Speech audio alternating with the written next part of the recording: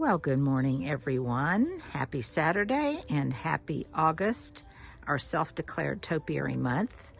I am enjoying the couple of days that I've got into my sabbatical, and one of the projects I'm going to work on today over the weekend is trimming up all of my Myrtle Topiary. And I thought that given that it is Topiary month, that you guys might want to watch this playlist of Topiary that Stuart has put together for you. And for those of you that want to revisit the old house, you'll see some images of way back when, in addition to maybe some Topiary video that we did here at the cottage. So enjoy.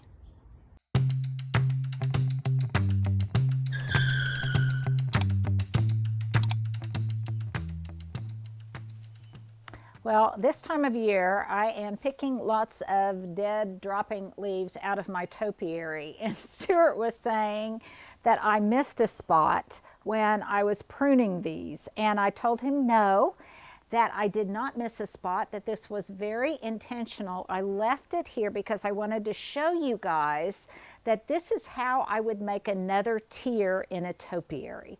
And whether it's another tier or this is just a rough shrub with an outlying stem that's a lot taller, this is how you would make another level. So I've got 1, 2, 3 here, and if I wanted this to have a 4th ball on top, then I would just continue to let this vertical stem grow. I could select one or the other or just leave them both. This stem will continue to grow longer, and as soon as there was a space in between this level and my projected level, then that's when I would clip off the top so it didn't grow anymore. Does that make sense? So in this case, I want these to stay at just 3 levels. So now that will make Stuart happy that I just pruned off that section. Now, yes, I could save this to make a topiary out of, but I'm not going to. Okay, it's the same thing with this one. These are just really happy right now. And you can see that there's some vertical growth. Stuart, if you could come around on this side too and show how there are a number that are starting to go upward, skywards. But if I wanted another level, this is probably the one that I would keep. So I'll prune these back. And I would just continue to let this one grow vertically. And this one wouldn't need that much more height before the distance between this one and this one would about equal the distance between the top of this ball and the bottom of this ball. So I'll let it get a little bit taller, and then I would pinch it off at the top, and that would make it start going horizontally and filling out and bushing out. But since I don't want a 4th ball on this one, I'm just going to clip it off. That will make Stuart happy. He's starting to notice those kind of things now. Okay, so come over here. And you can just see, Stuart, just show how I've had to move lots of the topiaries all around, chasing the sunlight. And on LVTV, I'm getting ready to do a bunch of topiary work on some rosemaries and things. Now, come over here to my little boxwood corner. And here is another example. This was just a standard on one stem. You see that it actually started to branch and fill out at this level, and it is starting to put another vertical stem out that has potential for another ball on my poodle form. So this one I'm going to keep because I want this one to turn into a double. So I'm going to keep that one. I might even let this one grow and see if it catches up to see which one is going to grow the fastest. But these I'm going to leave. I might prune just a little bit around the edge. I'm going to do lots of tidying up on my boxwood, but this one I'm going to leave. And eventually it will just keep growing straighter and straighter. If I need to, I can support it and train it more vertically on some kind of dowel or some kind of stick. But for right now, I'm just going to leave it alone and let it put on more vertical growth. Now, come over here to the messy side of my driveway, because I want to give you a progress report on one, and I'll put a link to this video below. This is the one that I started out from scratch earlier in the season. And this one had done the same thing. It just had a strong central stem. I clipped off all the foliage below it, and then I'm training this one into a ball. And by next year, this will pretty much be full and very much have the feel of a double ball topiary. And again, I will put the link below to the video where I did this one. Where Stuart, I think some of you may remember because Stuart cut the head off and you guys you couldn't see the top ball. But now you can see what it looks like. So what the end result is. And now one more thing, I probably shouldn't show you my ugly driveway, but look at how the things on the front of the compost pile are starting to bloom. And I've got more room to stick some things in there. You never know what's going on in the compost pile. So many of you have asked about that. How do you just start a topiary? Well, that's basically it. And if you go to your nursery center, to your home improvement store, whatever, just look for something that's got an outlying stem that's really long that you could train to stand up straight. Last year, for the first time, I declared August to be Topiary month, and I'm doing that again this year. Now, why? Well, for two different reasons. It is so brutally hot outside. I don't want to be outside gardening, and I would much prefer to be indoors in the air conditioning playing with my topiary. The second reason is because kind of counterintuitively, especially the Myrtle topiary, does really, really well in the heat. Now, not all does, but my favorite form of topiary, Myrtle communis compacta, it does great in the heat. So I can leave it outdoors and then bring it in to shear it, to style it, to place it, to use on a tablescape or whatever I want. So because of that, I have just kind of self-declared August to be topiary month. Now let's distinguish a little bit and I guess maybe prevent some of the confusion about this plant form of topiary. It is not crepe myrtle, and it is not the larger leaved hardy myrtle shrubs that we see in others' landscapes. This is a dwarf myrtle, Myrtle communis compacta. That's kind of hard to say.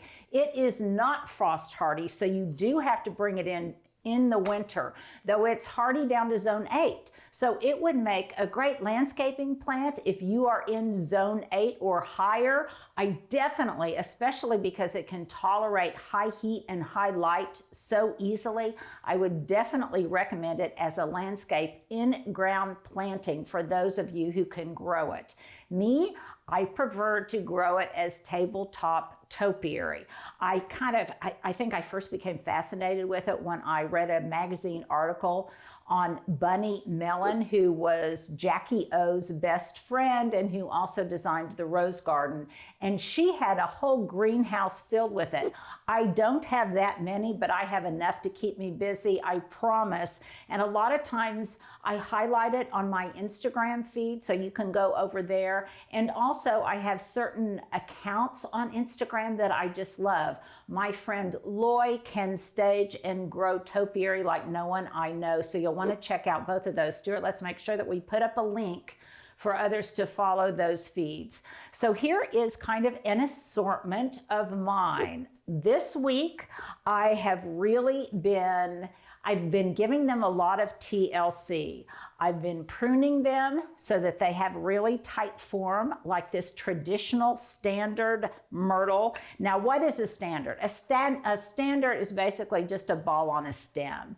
You can also have different kinds like this one here. And by the way, these I started from tiny little cuttings that my friend Monica and I started, and many of these have been grown from cuttings, though some of them I bought already shaped in a standard form. But it's not that difficult to do. I'm not going to talk about it today, but we'll put up a link to how you can do Myrtle Topiary starts. This one is a poodle triple ball form, which is also it's also called a poodle form, which is really common. I've started to do more interesting shapes just because I like the contrast in how one shape looks. I think kind of juxtaposed and compared with the other shapes. So I'm starting some more that are just ball shapes. I really love the way those look. I am experimenting with growing some on a grid in kind of an espalier tic-tac-toe form. And then last year, I was really fascinated with these very tall, slender, conical forms. I've got 2 of these, and I'm just clipping them into that form and trying to accelerate their growth and accentuate their shape. Now, in some cases, I've also done this, and I've put 3 in one large container to kind of get like a little topiary forest, which is kind of fun. But there's no right or wrong answer. You can just shape them in any form you want. There's no making a mistake. If you trim them harder than you want, it will grow out. I've got another one somewhere. Here it is over here. And it's just kind of a free form, and I'm waiting to be inspired. This may be something that I prune into a multiple ball cloud shape. I'm not really sure what I'm going to do with it. But the point being, they are amenable to all sorts of clipping, and you can just, I guess, just follow your heart.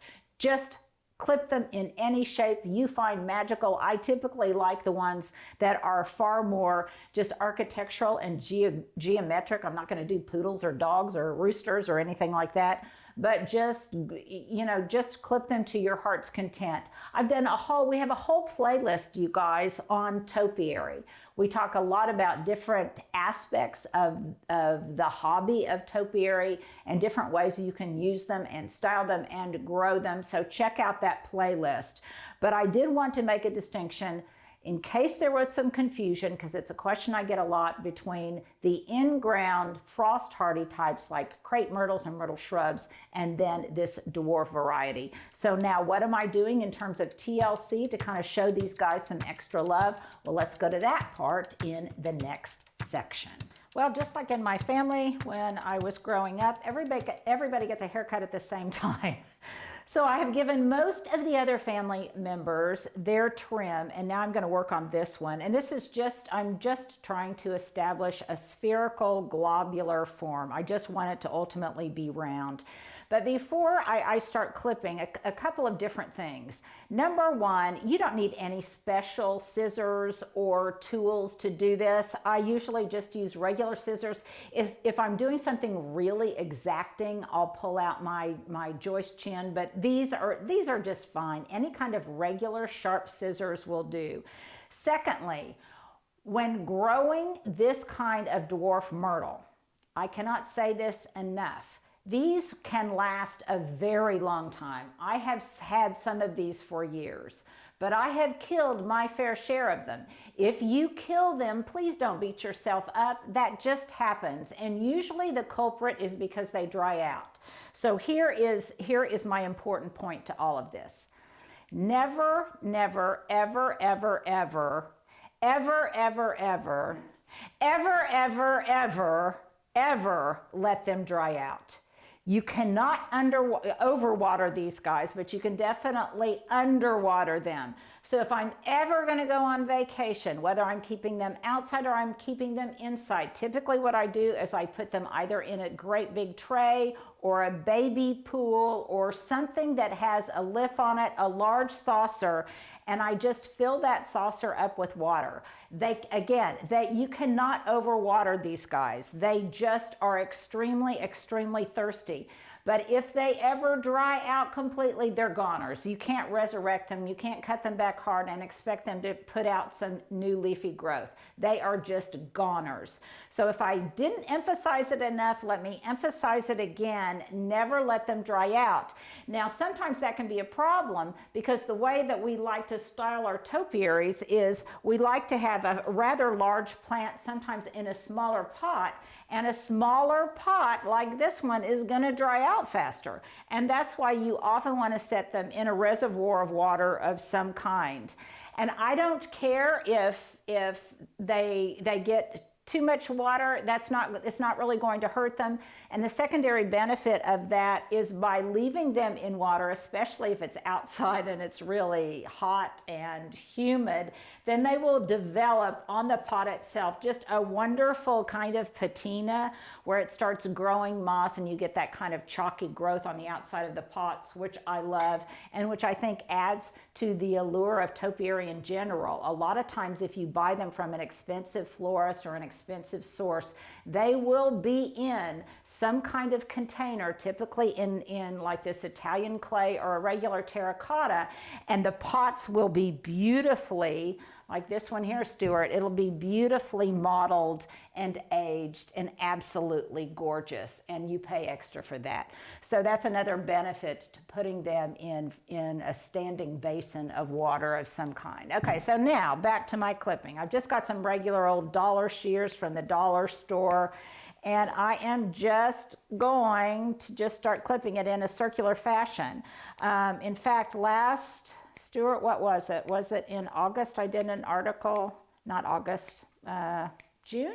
But I did one for Garden Gate magazine. I can't remember now. They all kind of run together. And I've done workshops, online workshops and things about topiary because it's tremendously popular right now. And it's kind of gotten a bum rap, I think, because we see it in so many high-end magazines like Architectural Digest, Veranda. We see it in so many high-end magazines that we sometimes think that it's expensive. Now, these myrtles, this compacta myrtle, if you buy one already formed, yes, it can be expensive. Just consider it an investment planting because if you take care of it, you can have it for years. But there are so many different kinds of topiary that I've showed you all in the past and that I will show you during Topiary Month in August of all sorts of inexpensive plant medium that you can use to grow topiary. So it doesn't have to be expensive. But if you're like me and you just get seduced by this compact myrtle, notice that it has a little barber's apron on to catch the clippings. And typically, I always have some kind of tarp underneath. I say always, but a lot of times I'm clipping these just on the fly with my coffee cup in hand, and then I just will blow off whatever is captured at the base of the plant. Okay, Matt, I've got another guy here today. Matt is helping out, and they're both laughing at me now, aren't you? Okay, so I am... And then obviously you want to look at it from the base, look at it from here. It's still got more of a, maybe a gumdrop. It's still a little bit too vertical, but it will slowly but surely, it will grow out on the sides so that I get kind of a round shape. Okay. This is what I mean. You just kind of blow it and those small leaves will move. Now, once I get it into place wherever it's going to live in my design, then I might clip it a little bit more because I might see stragglers. Just like when you get a haircut, I might see stragglers I didn't see earlier, and that's fine. You can do this, you guys. You can clip them as frequently as you want. The more you clip, the denser the canopy will be, or the ball will be, or the growth will be. And it's one of the reasons that these are still kind of spindly, because I let them put on vertical growth and I wanted to establish their shape, and now I'm establishing kind of density and thickness in these real tall conical ones.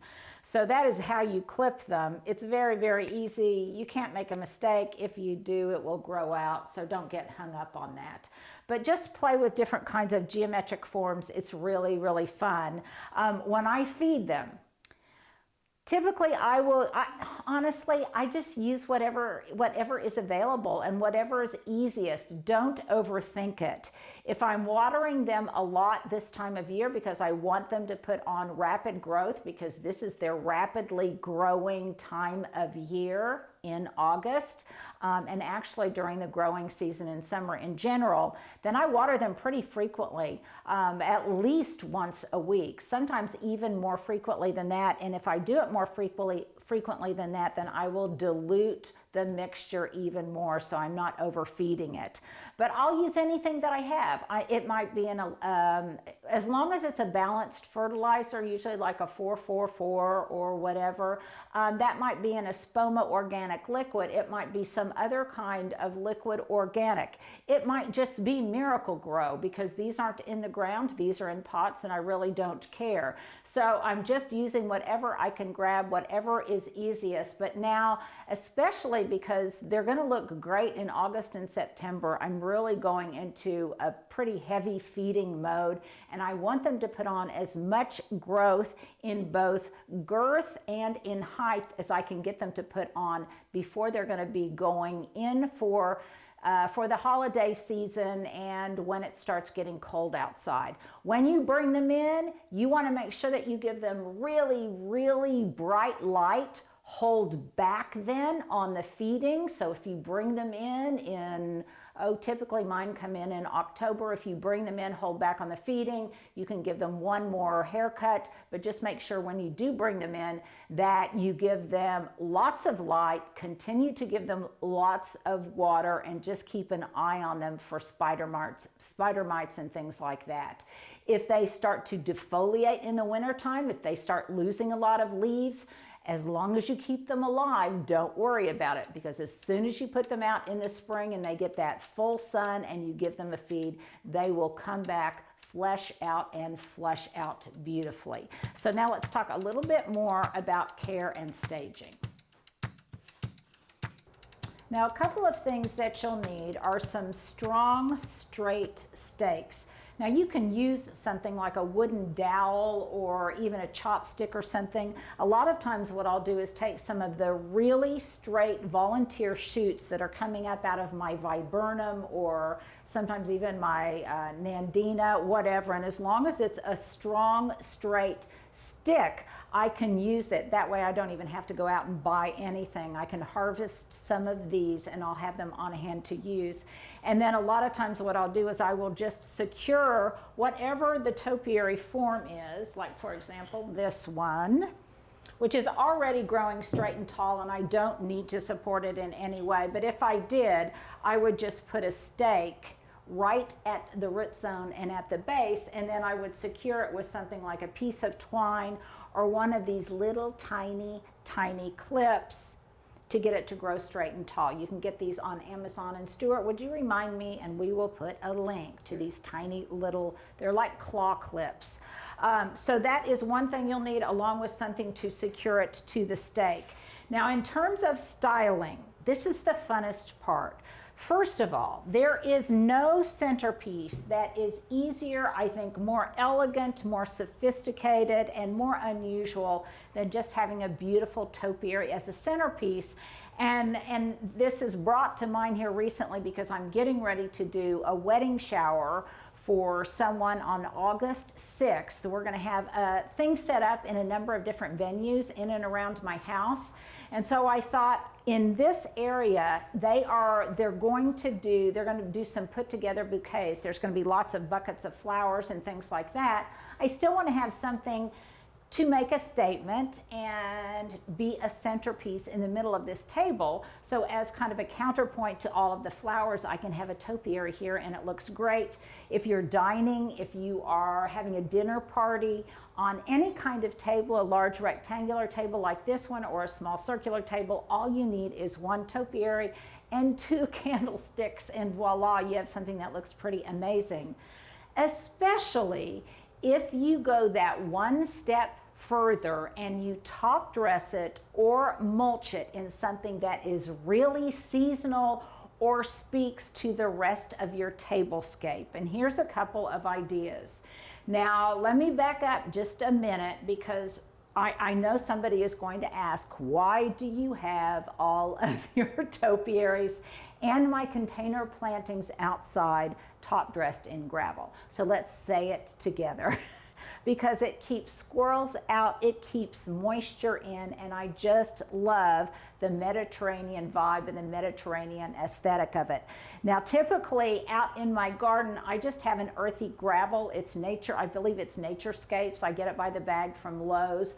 But you can also get different kinds of really cool, more contemporary colors of gravel. You can get small black gravel, you can get white gravel, and it really just kind of depends on what you're trying to communicate aesthetically for whatever the scene is in your garden or on your table. Now, some other things that I have used in the past quite frequently, and especially around the holidays, are things like these tiny little blue Atlas cedar pine cones. Stuart, you and I have been collecting them. Every time I find one, it's like a little treasure. And now I have a whole takeout container box filled with them. So over the holidays, when I want to have a table setting or I just want to adorn my house in one way or another with my topiaries, then I can put down some kind of protective covering over the gravel, like saran wrap or something, and then I can just take these tiny pine cones and sprinkle them over the surface of all of my topiaries, and that makes them elevated and a lot more seasonal. I could sprinkle in some red berries, I could have some tiny little clippings of holly, I could do things like that. Now, these are tiny little pine cones, but I think it would be so much fun to have the tiny little pine cones on one topiary, have a larger, slightly larger type of pine cone on another topiary, and then to complete my trio and complete my threesome, then have some larger pine cones and a different kind of pine cone on that third one. So think in threes and think in three different types of one thing. Likewise, this is something else. I did this for a holiday party for a friend of mine at Christmas, and it was all citrus thematic. So everything was in blue, green, and orange, but it was around Christmas time. And citrus, of course, is a winter seasonal fruit. So we had large topiaries, and in each one, we had a mulch of different kinds of citrus, and it was all citrus fruit. So in the large topiaries, we had large oranges like this. In the mid-sized topiary, we had clementines and tangerines. And then in the small topiary, we had tiny little kumquats. So they were all orange. They all fit that citrusy theme, but it was really fun because they all spoke kind of the same language, and we were able to seasonally top dress them in a similar but still a different, unique way. Likewise, it's fun to use things like key limes, kiwi fruit, anything that matches the aesthetic of the tablescape that you're trying to create. Now, I did this once, and I thought maybe I was a little bit crazy to do it. For a different type of party, I top dressed my topiary. Again, I put down some saran wrap, and then I top dressed all of the topiary with different kinds of beans. It was, I think we were having some kind of 3-bean soup party or something like that with cornbread and salad, and it was a different kind of seasonal stew that had different kinds of beans in it. So I top dressed every one of the topiaries in a different kind of dried bean. One was in black beans, one was in pinto beans, and one was in kidney beans. It was a really fun thing to do that kind of spoke to the occasion. I thought that was kind of a weird thing to do at the time, but then I went to a really high-end bed and breakfast on St. Michael's Island, and at Christmas time they had done the same thing. You just want to make sure that before you water them, you remove those beans, water the plant, and then you can put them back in place if you want to. Otherwise, those beans will probably germinate. And you'll have little bean plants coming out of your topiary.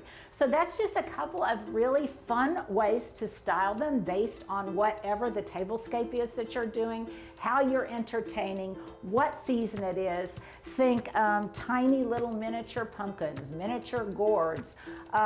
You could use in one, you could do dried nuts in the shell. One could have walnuts, one could have pecans, one could have peanuts or hazelnuts, something like that. Just let your imagination go crazy just using these Myrtle topiary as kind of the foundation for your inspiration and as your muse.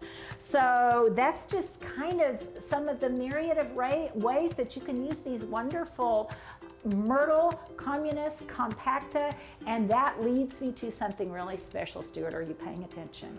Okay, pay attention, because my question of the day is this: would you love to get one of these Myrtle topiary for free? And if you do, then definitely participate in one of our Linda Vodder members lives, because it's going to be exclusive to members only. Stuart, we need to put up a little video or a prompt on how you can join, because we're going to be giving away one of these amazing topiaries from Passiflora Kalamazoo to one of you lucky winners out there. And that also answers another question you probably have: where can you find these already made and ready to go? And that would be contacting my friend Angie at Passiflora Kalamazoo. We will put a link. You can also get them from New York City Topiary in New York City. You can find them, if you can get there, you can find them at Atlock Farms. You can sometimes find them at your better florists and some of your better nurseries. But I'm not gonna lie, they're a little bit hard to find.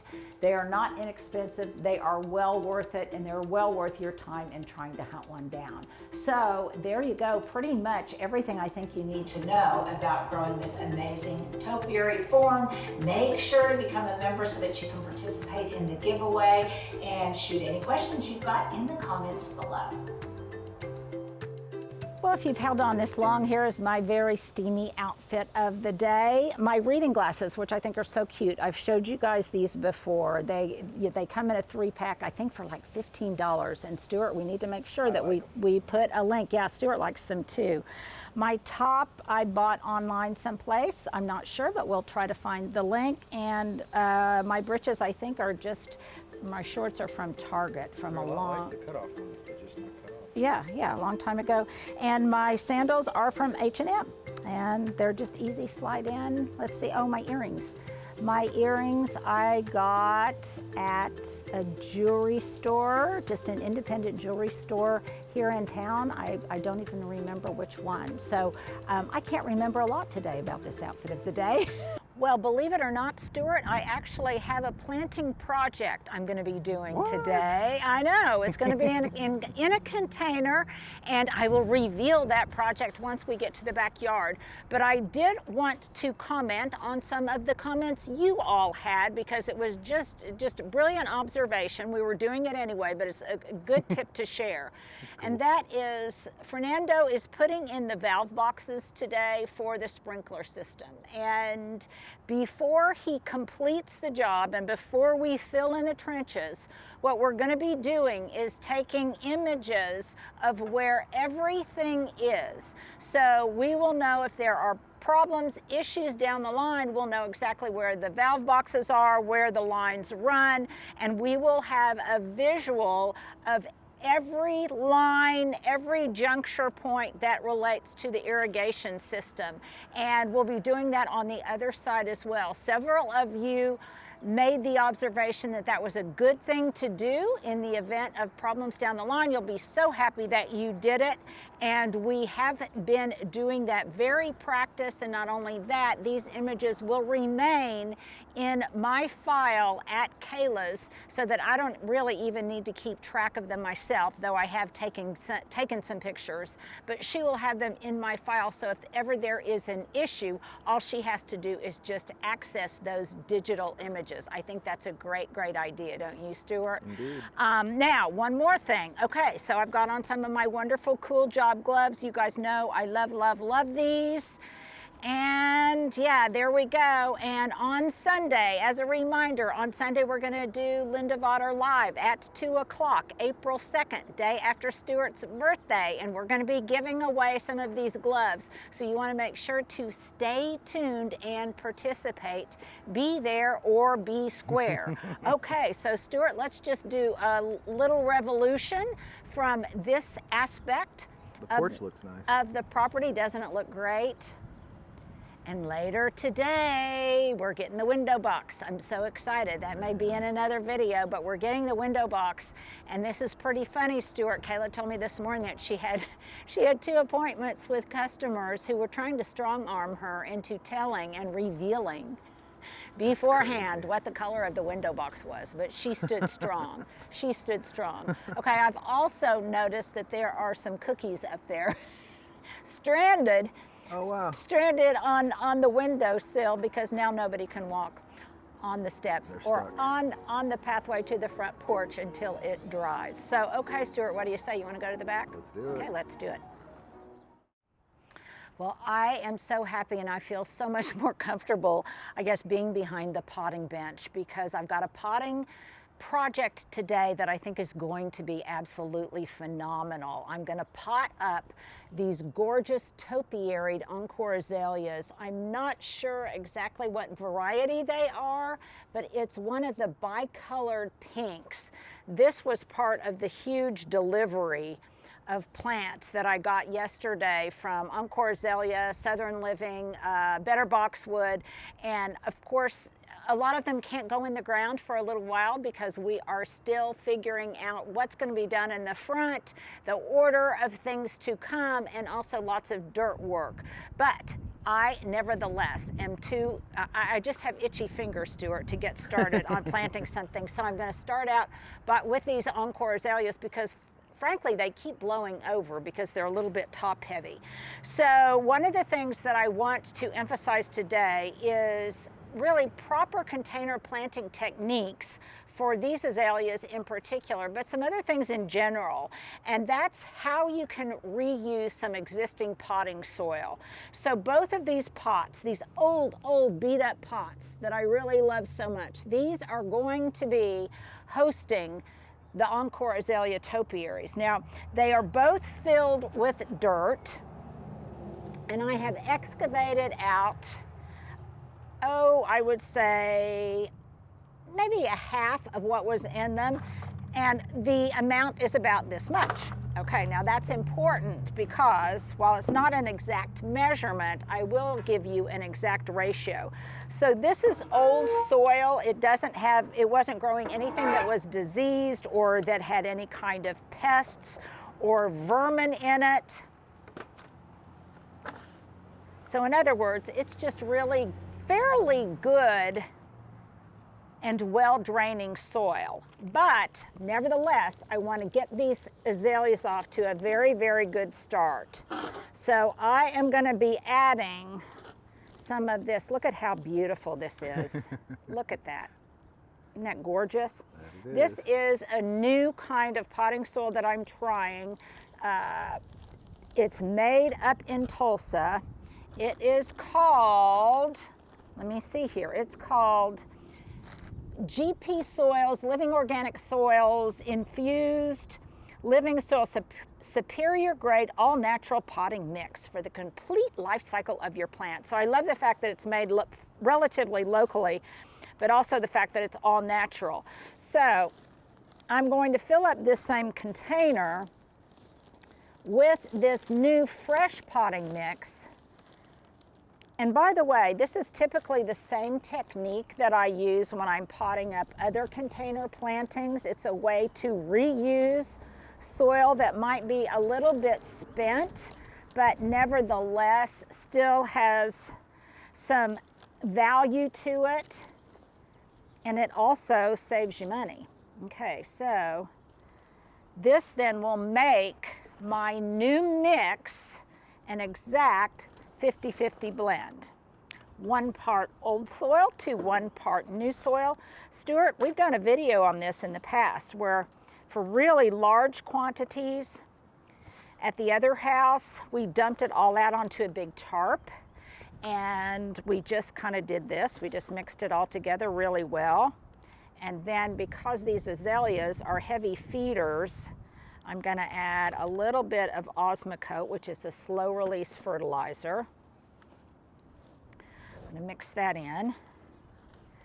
And you may be wanting to know, where are these azalea topiaries going to live? And honestly, right now, I am not sure. I just know that they will be positioned in a place of prominence. And when I am ready to stage my front porch and stage my side porch, these will be ready to rock and roll at my behest. Okay, so you can see here, there's still a little bit of the old soil in this pot. And I'm going to gauge it. I want to make sure that it's about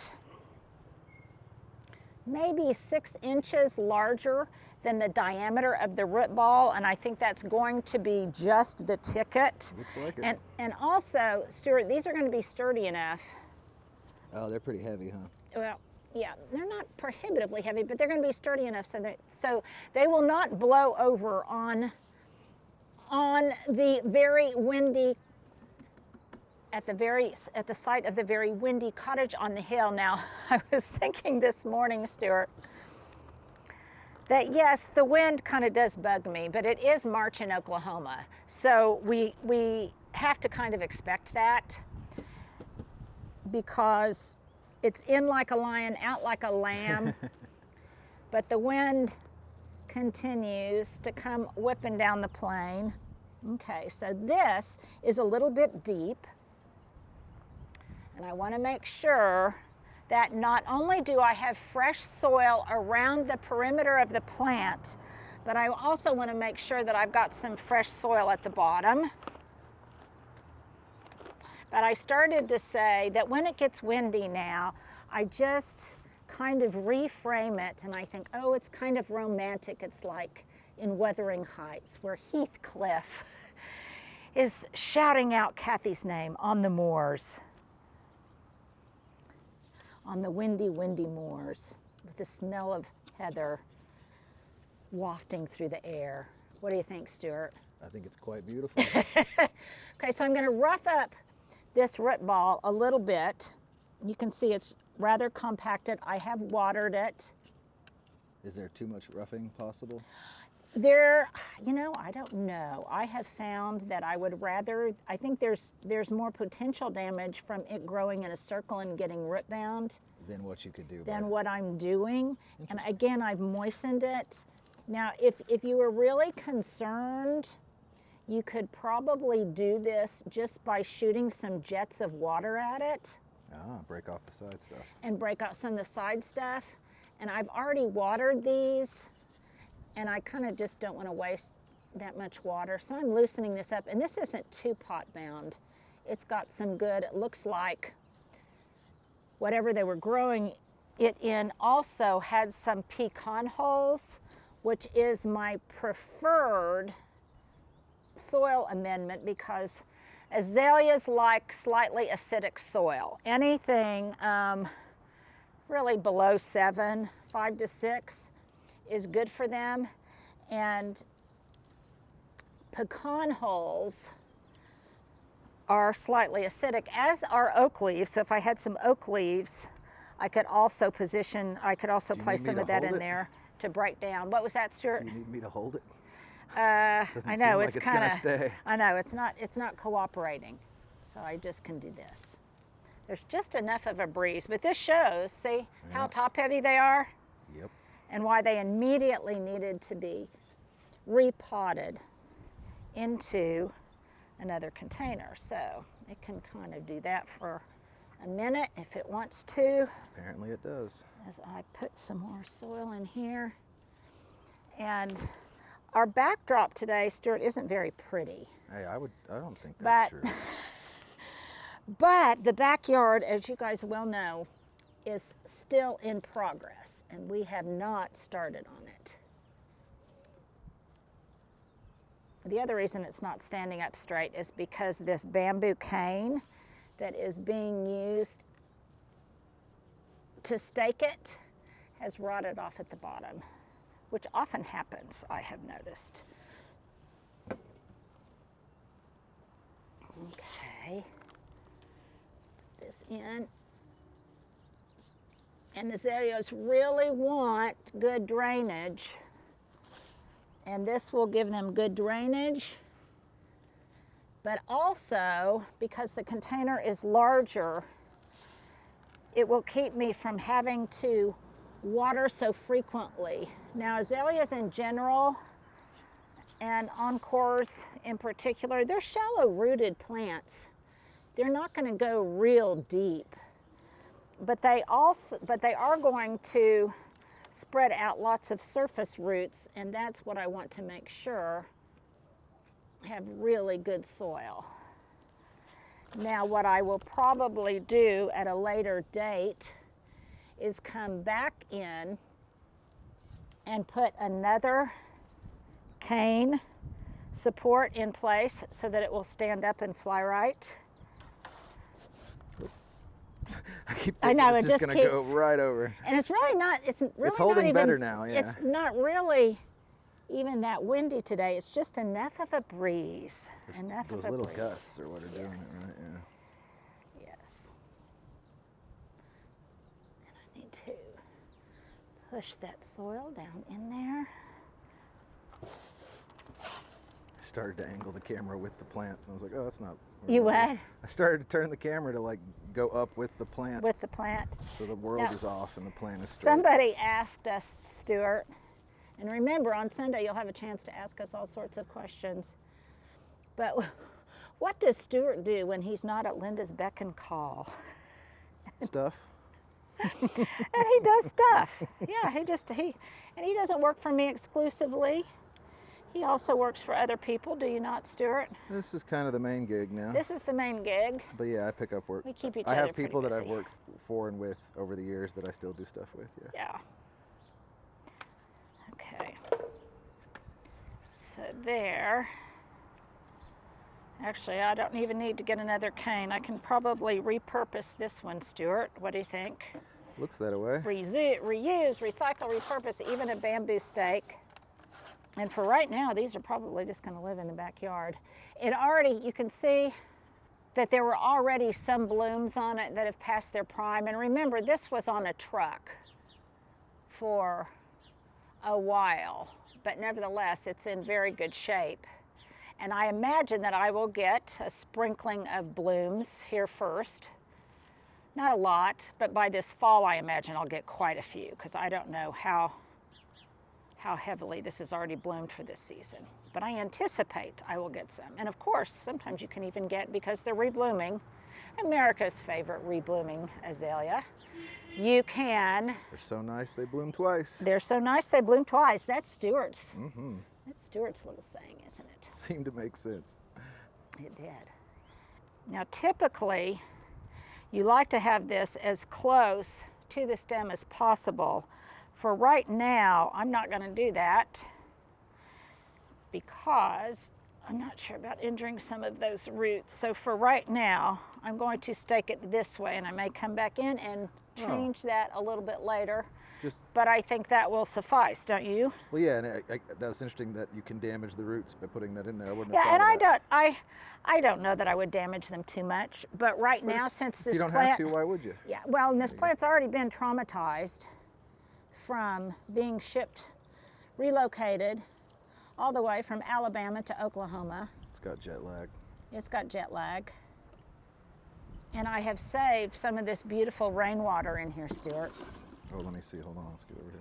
because we all know ain't nothing like good rainwater. And then, as always, I am not completely prepared. Some things haven't changed since last season, Stuart, and that's that I'm never completely prepared when I do these projects. So I'll be right back because I'm going to get something to secure this azalea to the stake.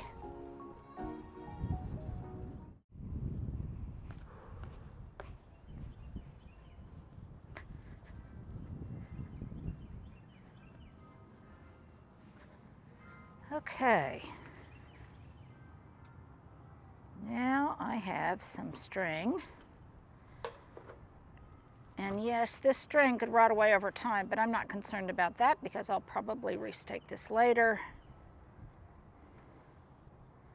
And right now,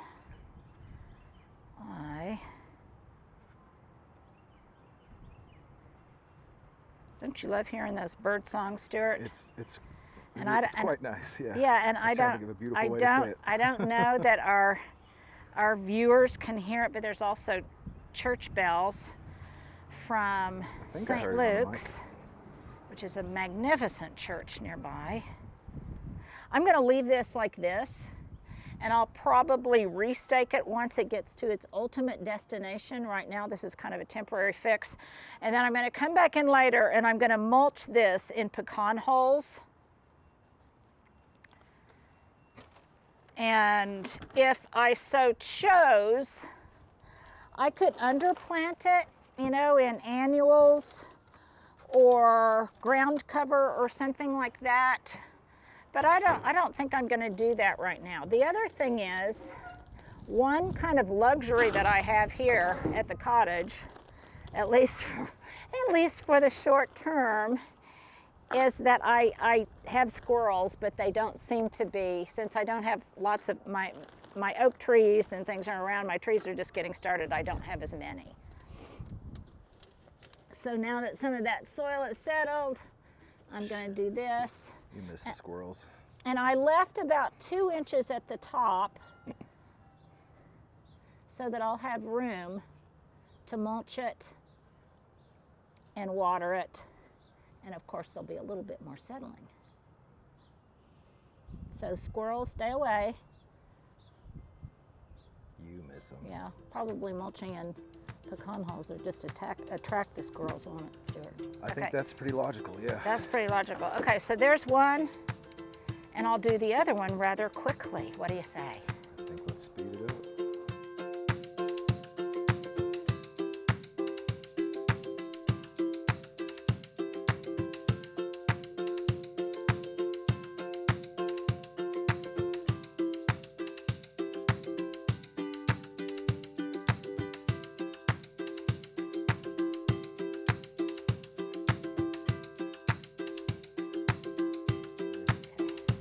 So, I think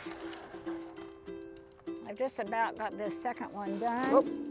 And what was that? It was the bag falling off over there. Okay, we have got a potting soil bag down, Stuart, on the ground. Fortunately, everything here is such a mess that can hardly even tell. That I don't need to worry about that. And heck, it fell on top of other bags, so it almost really looks like. I planned that. Yeah, there you go. Couldn't have been easier. If our followers know anything about watching us, it's that nothing is perfect. Mistakes happen, and it's kind of like live. Yeah. And we don't try to cover up our foibles. Now, I was saying earlier that I hoped it was pretty enough for our viewers because I don't really have that much beautiful to look at back here. However, look at that beautiful blooming red bud behind me. What are you talking about, y'all? And the gorgeous trellis work of the fence that Kayla put together. Now, where I am standing here, you guys, in this messy area, I envision, at least at this point, that this is where my raised beds for my vegetable garden will be. It won't be as large as the potager and won't have a lot of boxwoods around it, but nevertheless, I think it'll be functional. Now, it occurs to me pretty obviously, and I'm sure it already, very obviously, has occurred to you guys that no matter what, these are always going to be problematic about standing up and being straight and flying right, particularly in these windy conditions. So what I will do is I will wait till I get them exactly where they're going to be, and then I will take measures to ensure that they will stand up as straight as I can make them without damaging the root balls. And I think that they will, always when things stand up straight, I think they look more beautiful. But that said, after just mentioning that we're not about absolute perfection here, but accessible beauty. And these should be spectacular. And this leads me, Stuart, let's put this question at the beginning, because sometimes I forget to ask my question of the day till the end. So let's put this question at the beginning, and that is, if you were me, where would you put these gorgeous Encore Topiary azaleas? And on that note, Stuart, I think we're going to call it quits, because I've got other fish to fry in the garden. You guys have a great Saturday. Take care. Well, you guys know, if you follow me for any length of time, that one of my signature style touches in the garden is topiary. I absolutely love it. I love it in almost every form. If you stand still long enough, I might topiary you. And so that's what we're going to work on today. Specifically, we're going to work on some Eugenia topiary as distinct from a boxwood topiary, because it looks very, very similar. You can get these all sorts of different places. I will put a link below to where you can get them online. A lot of times you can find them even at places like Walmart or Lowe's, but you do have to be on the lookout for them. And it's been my experience that a lot of times in the garden centers, they don't appear until later in the summer. And maybe that's because they are just so tough that they can handle full sun, they thrive in it, they love the heat, and you just have to remember to keep them really well watered. So Stuart, what do you say? Let's get started. Let's do it.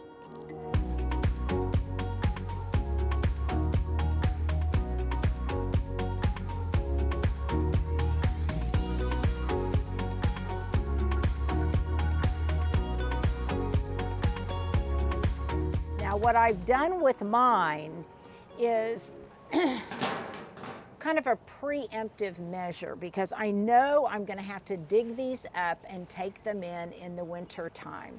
So what I've done is I have sunk the pots into the ground. I've showed you this before. I just dug a great big hole, form fit to the container itself.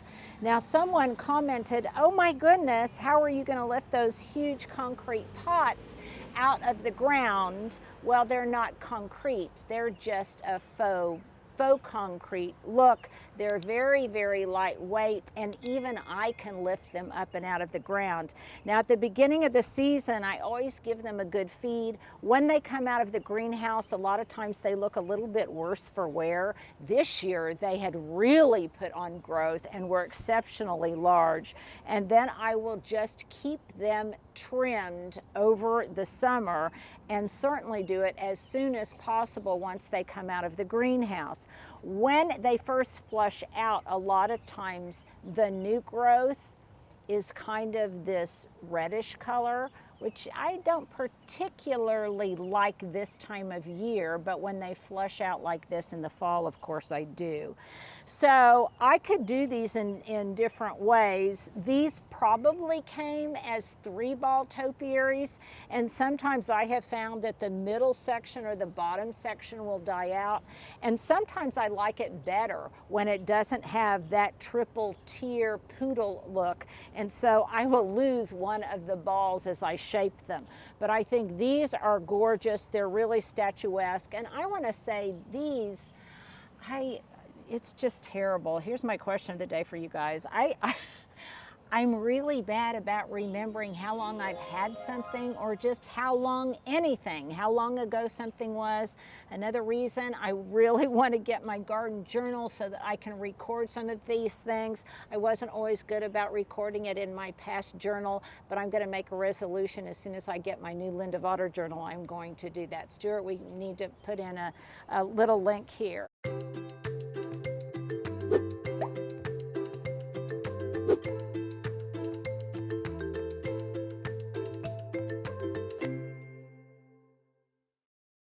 Okay, so I have two. I have 1, 2, partly because I don't have maturity around the social patio, and this gives me a sense of privacy. I also think from the street they're really, really dramatic. Once again, I know I've said it as ad nauseum. This all looks very busy. It all looks like it just might be too much. But once this stuff grows together, it will just look as if it's a large kind of blooming meadow, and these things will just be projectile punctuation points out of it. So coming around this way, I decided that on this edge of the patio, on the east side, I still wanted a little more privacy, and you all know how I like things in 3s, and that was just 2. I've probably shown you in the past that I had another sick Eugenia that was hanging out in the backyard, and I hadn't done anything with it. Well, now I have. I dug another big hole, and I placed it into that pot. Again, I'll easily be able to lift that plastic pot out of the soil, and when it looks like we're going to have a hard freeze. And now what I'm going to do is I'm going to do a plant makeover on this Eugenia. Now, one thing I've already done is I have fed it. When I'm finished, I'm definitely going to top dress it in some of that beautiful mulch.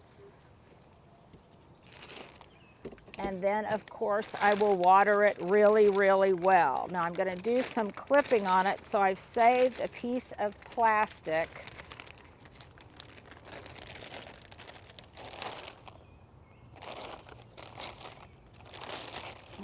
Need a little clip there or something to hold that together, but this will catch some of my droppings.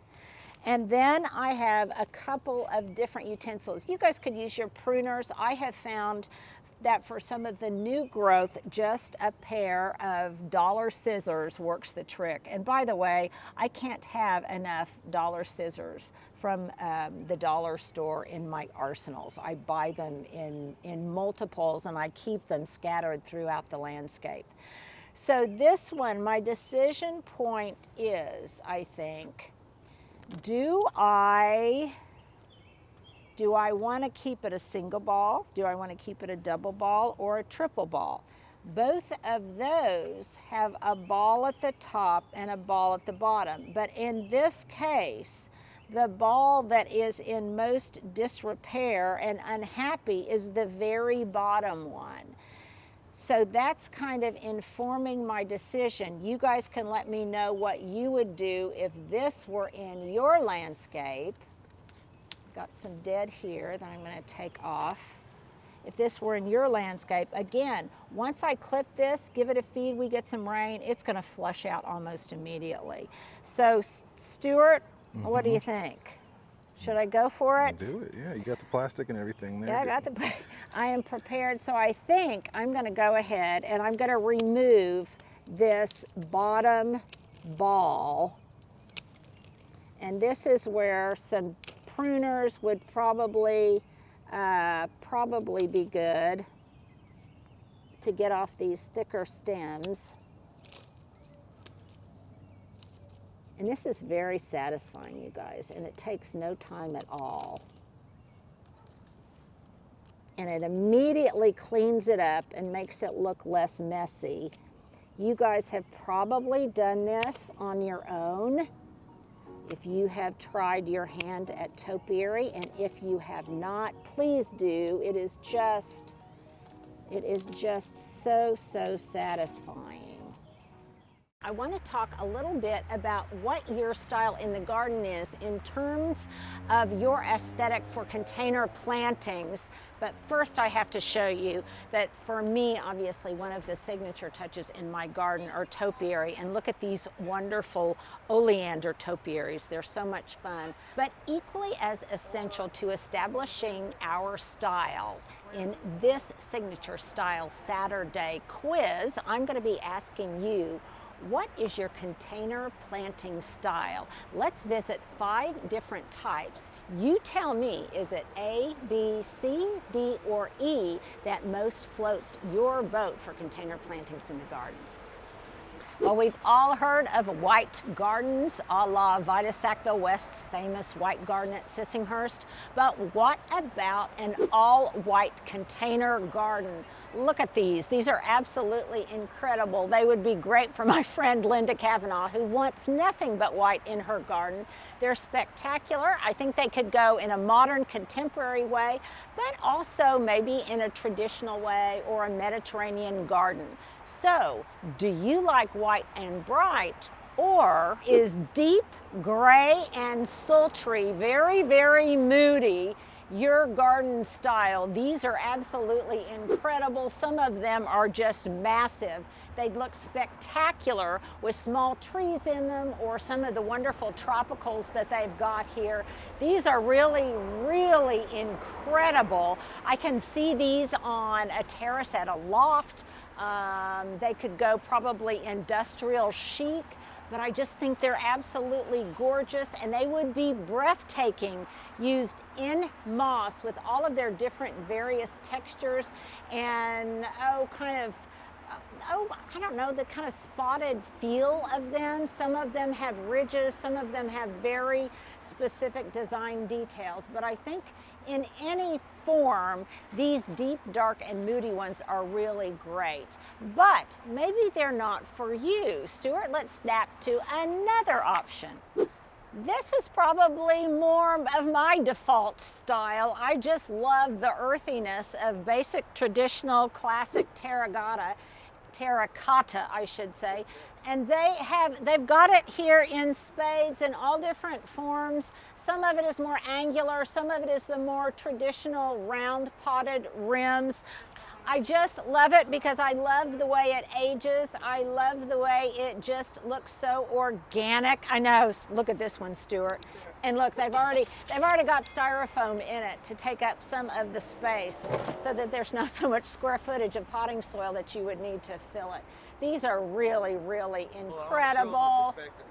Yeah, so that they see how massive these are. And some of them are in the traditional orangey kind of clay, and then some of them are in more of this buff colored clay. They're all absolutely fabulous, and I for one would love to have an orangerie that had massive citrus trees in them.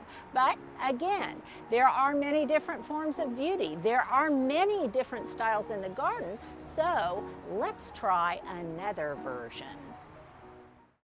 Well, this is such an easy appetizer spread. Anybody can do it. I should say you can do it if you have a Trader Joe's nearby or a grocery store that has a really wonderful Greek food section. I have done this so many times, and you can compose it in no time at all. Today I'm having an impromptu wine tasting party. More about that later. And probably this is absolutely the worst thing you can do is put out some kind of strong flavored appetizers when people are trying to taste the wine. But you know what? In reality, most of the time I'm entertaining and I've got a summer wine, they're going to be eating something like this anyway. So let's just call it, can we call it food pairing? We'll call it food pairing, real life food pairing. I'm not strictly by the book of Coyle? What's the poker thing? By the book of... Oh, Doyle, the poker. Yeah, what's that called? Okay, that's my question of the day. What is it when you're really strictly trying to abide by the rules? It's called the book of something. I think when you're playing poker. Boy, I really went off on a tangent there. Let's get back to this very, very easy appetizer spread. As I said, it's all Greek inspired, and this is kind of a 2023 version of a 1950s concept, and that's pretty much everything comes in cans. Now, some of this I could have made, but I didn't have the time, didn't have the inclination. My son Johnny is here, and I've got better things to do than just stand around making these kind of rather, I would think, time-intensive things. So I think probably my inspiration for this was just going to the Greek food section in Trader Joe's, and the first thing I found were these wonderful dolmas vine leaves stuffed with rice. I love these. You can also get them stuffed with quinoa, but I find that I like the rice a lot better. Sometimes I will even open a can of this and just have it for dinner when Hubs isn't home. So this is my starting point, and I've got all of the different components of this appetizer spread laid out on my kitchen island, and I'm going to be serving them. You might recognize some of these, you guys. These are those souffle dishes. Do you remember when I got these at the thrift store? And they make great serving dishes for this kind of thing. So secondarily, if this would be my element number one, my element number two in this spread are these wonderful Greek chickpeas with parsley and cumin. These are absolutely divine. I can eat the whole can of these, and it's not like they're really, they're a little bit fattening, but they're also very, very healthy. I can roll these up in some pita bread or some naan and just be happy as a camper. So I'm going to put some of those. They're also good to just spoon over some jasmine rice or something like that. And then obviously, if I'm going with this, I need to have some hummus. So I've got my chickpeas, and I guess I'm going to double down, and I've got some hummus too. Now, hummus is something that I frequently make myself. I like a roasted red pepper hummus, but this I just picked up at the store, again, because it's all about being really, really easy. Something else that I think is an integral component to this entire spread, and that is tzatziki. So you can get this kind of creamy garlic, cucumber, yogurt-based sauce a number of different places. This is something that I also typically make on my own, especially if I have fresh cucumbers or fresh dill from the marketplace. But this is great. You can just put it in here, and it kind of gives a cooling element to the rest of these rich flavored things. I like to have some secondary kind of vegetable items, Vegavita Max, whatever that was, my Lucy moment. I love these pepperoncinis. Hubs really likes these. Stuart, are you a Big fan. Big fan too? Okay, so I'll put some of these out. Right now, speaking of Hubs, he is going to the grocery store to get me some delicious Kalamata olives that I will serve in this olive dish. I got this as a gift a long time ago, and I love it because it's kind of a, I don't know, it just makes things seem a little bit specialized. If I can find something online, I'll put a link below. So then bringing it all together is, I think, something else that's just foundational to a spread like this, and that is just some feta cheese. So, Stuart, do you recognize this thrift store find that we got on our last foray? Yep. And I've just got a block of some feta cheese. I might put out some other kinds of cheese here, but for right now, that'll just give kind of a tanginess. I'll crumble it, and people can put it on top of whatever they are putting on their appetizer plate. So I got some of these. They're reusable, but they're also compostable. These compostable appetizer plates, I got these, I think, on Amazon. And then obviously I want something to be the purveyor of this stuff. So I've got some pita bite crackers here. I've got some naan, which I'll cut into wedges. This is just Indian style flatbread. I've got some naan. I've got some everything but the bagel seasoned crackers. And then lastly, there's something else that you can get at Trader Joe's. I don't have any, and it's kind of a Greek eggplant dish of some sort. I'm not really sure what it is, but it is divine. It's got tomatoes, eggplant in it, kind of stewed, and it also tastes great just as kind of a dip.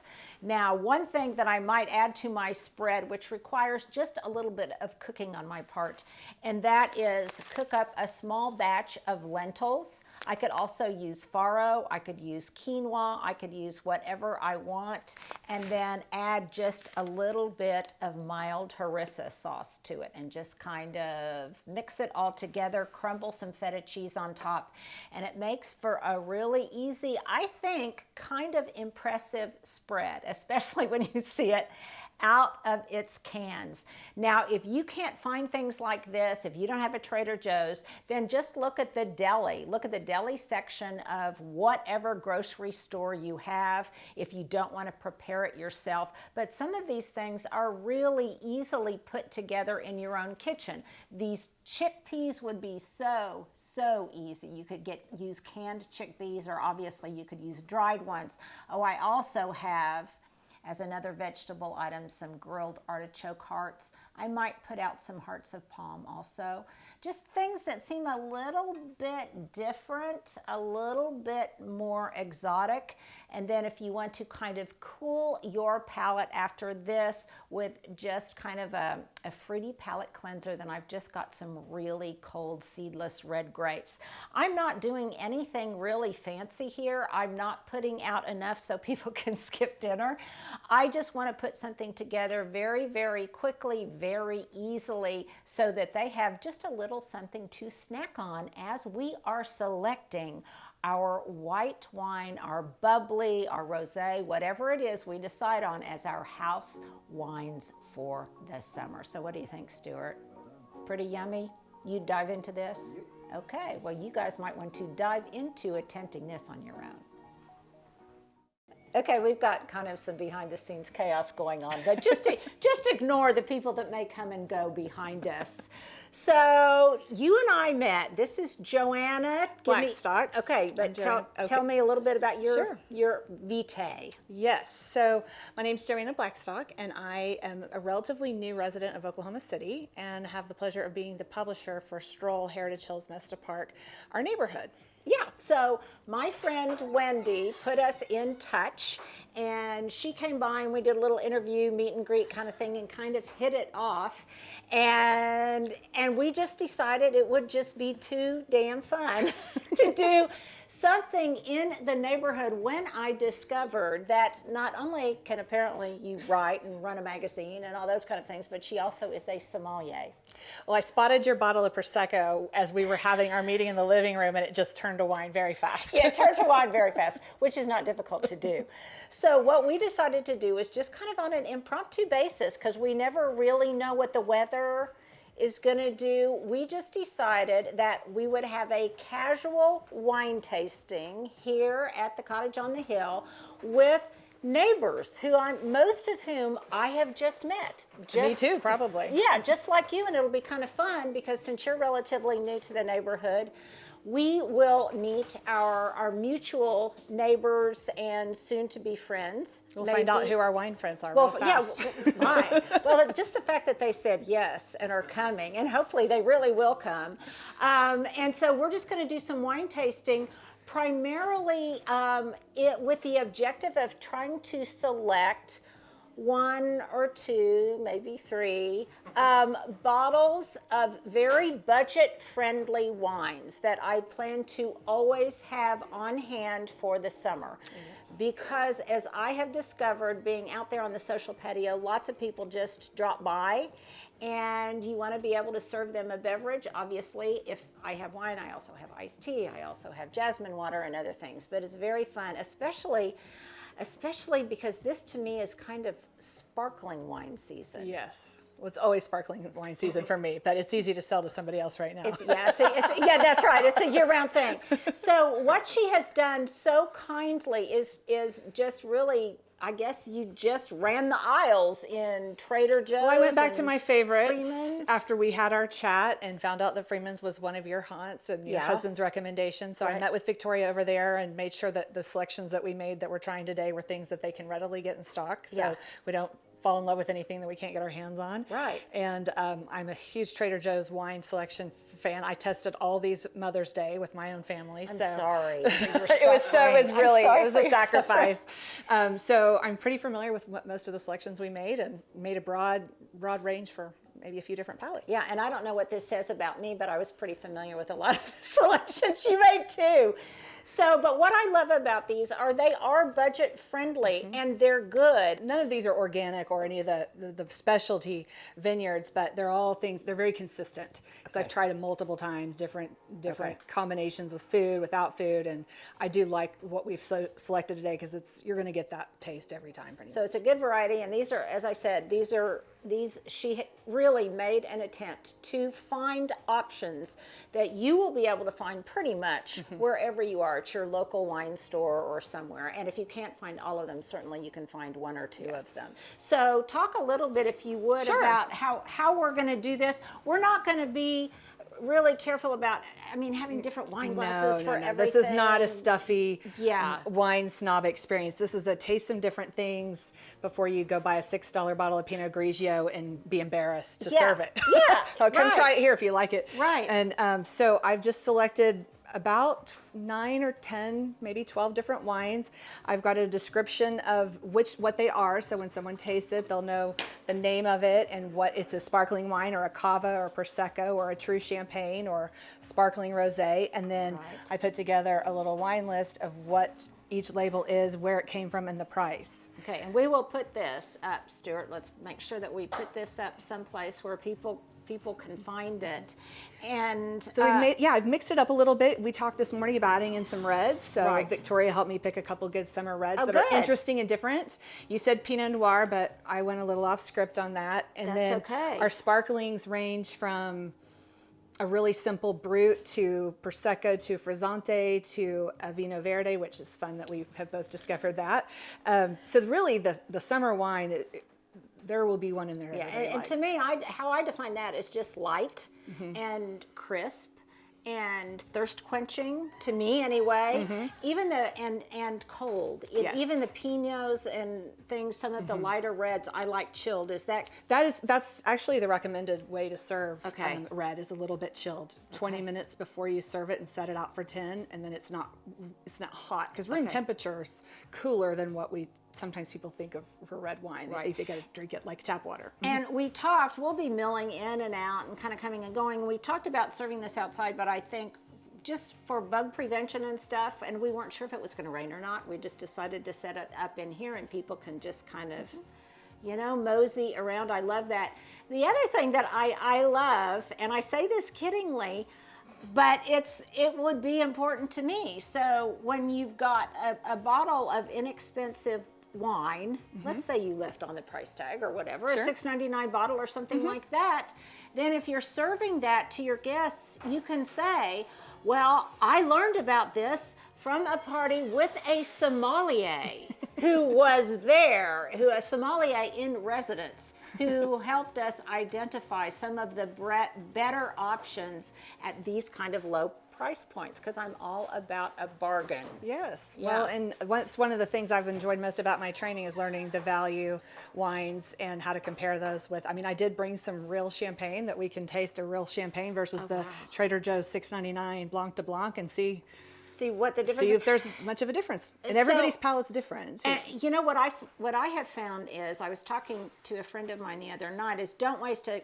tremendously expensive bottle of wine on me, because I can recognize what's awful and I can recognize what I like, but that really expensive bottle of wine may just also fall into the category with all of those other medium priced bottles that I just like it. I don't know that I could differentiate it. Well, and I think it really matters when we get into the science of wine. It's about the food pairings.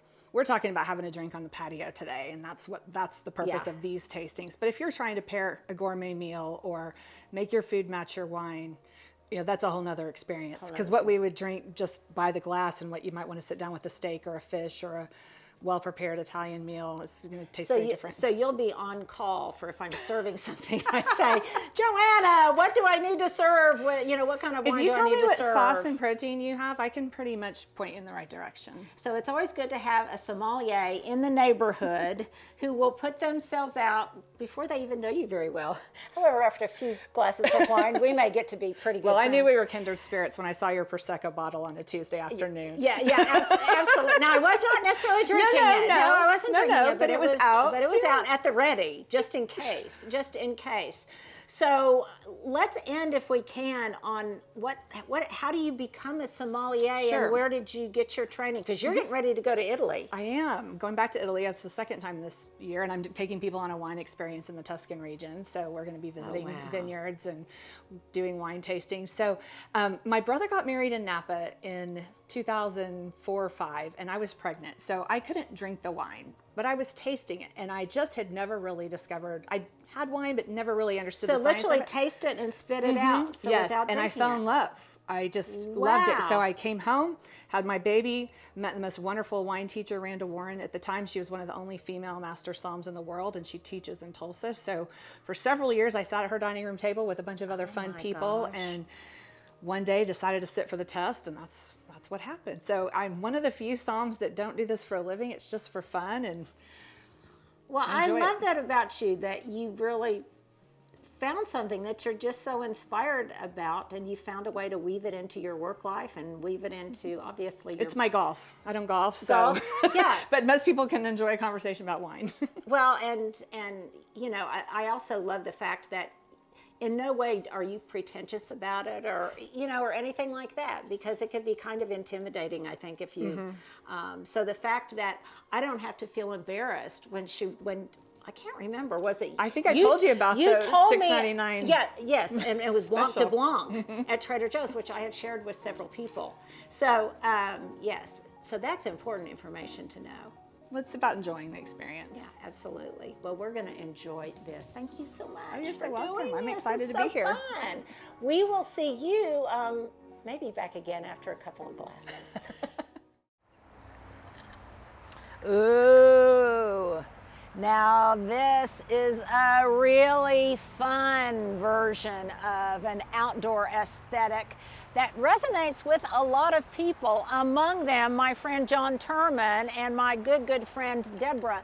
They just really love these blues, in the deep cobalt blue, in the turquoise, basically every iteration, every shade, every lovely hue of dark blue, and I can definitely see what is so attractive about them. They are gorgeous. Here's my question of the day. Do you, when you are out in your garden and you're doing your container plantings, are you more on the neutral side, on the kind of organic, earthy side, or are you on the pop of color side? Let me know. Stuart, I think we've got one more version to look at. And lastly, is a metallic industrial chic, more your vibe. I can see this in both farmhouse decor, but also in very contemporary plantings. I would have absolutely loved to have used this at my Colorado home, and that's quite frequently where I see it. I see it in Santa Fe a lot. I see it a lot in Colorado. It's absolutely wonderful. It matches that southwestern aesthetic, that southwestern motif. Really beautiful. Tough as nails, and it also has kind of that oil field Oklahoma vibe to it.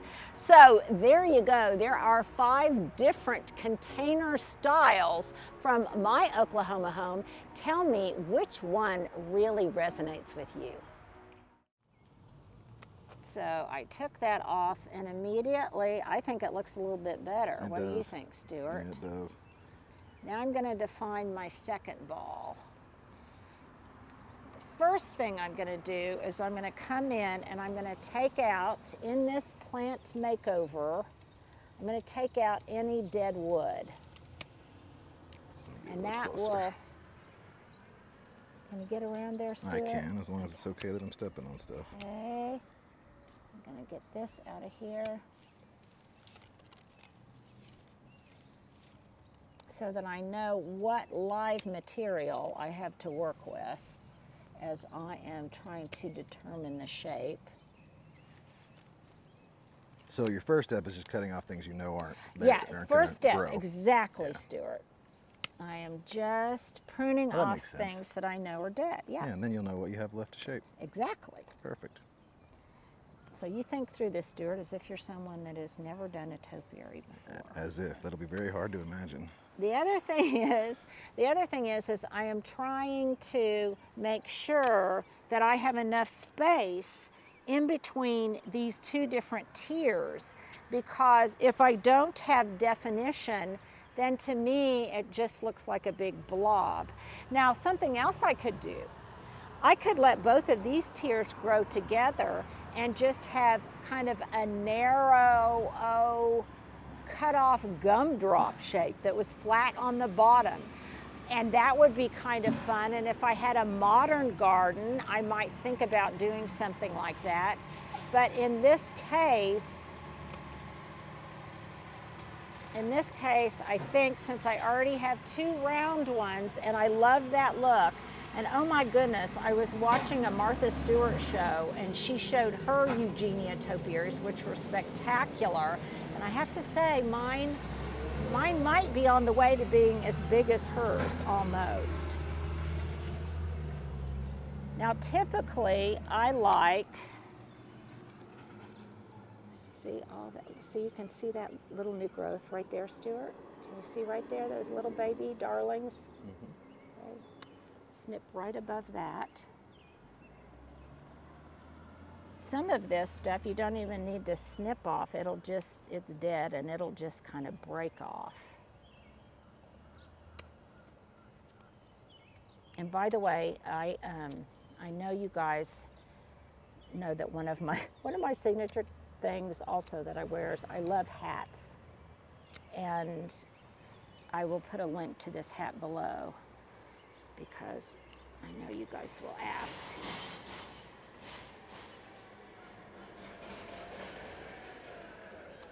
Okay. Ooh, there's a big dead one right there. It's just so gratifying. Stuart, it doesn't take much to make me happy. That's a good thing.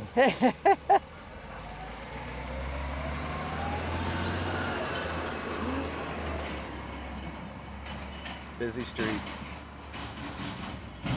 Ooh. Very busy street. It's a busy morning. Okay. And by the way, don't worry if you make an errant cut that isn't the cut you wanted to make, because I promise you, this is going to grow so quickly that it's like a bad haircut. It will grow out. And sometimes by making a cut you didn't intend to, it will expose a whole different form, potential for form you didn't know was even there. Sure, plenty of mistakes have led to success. Yes, so be brave. Maybe all of them. Just do it, be brave. Said she who isn't brave in other areas of her life, but I can be brave doing this. Okay.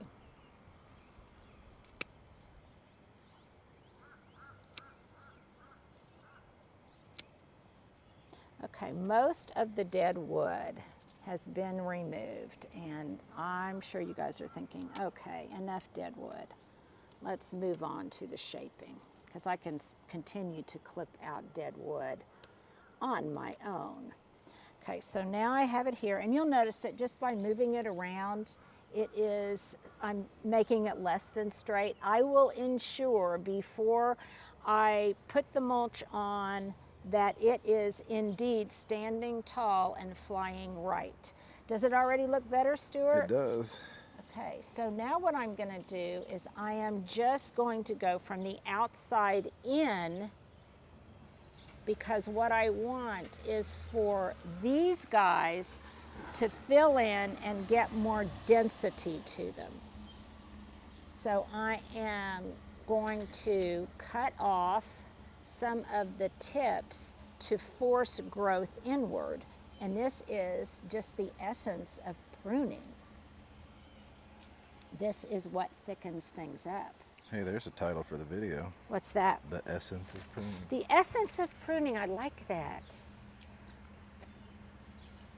I'll need to remember that, Stuart. You typically say the best things to make titles out of during the video. Well, okay. All right, even some of these interior ones I'm going to cut.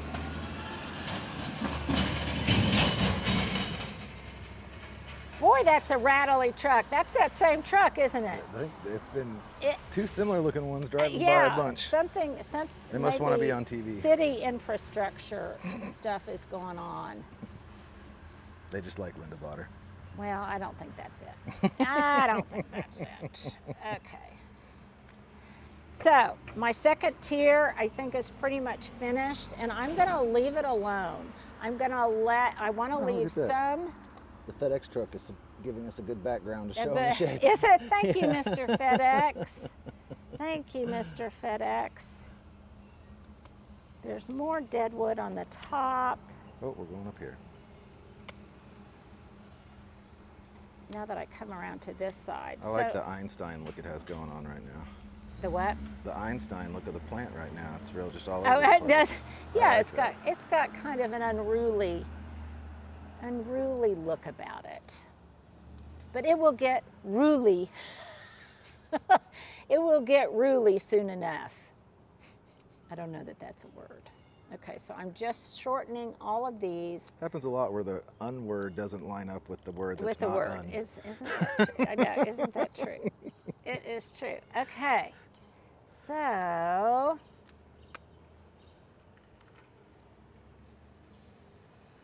and sometimes I would do this in the back, and this is probably what I should have done, is do this in the back and let it really get out and be beautiful before I moved it to the front. But you know what? This deserves a chance for its place in the sun. And that's another consideration, is the sun and the light that it's going to get here versus where it was in the back is considerably different. Is that? Yeah, that is really most sincerely dead. Trying to find a shot of you clipping something here. Okay, here we Oh, go. there we See, go. I'm just clipping the ends, and I'm not really paying that much attention if I'm doing it between a leaf node or not.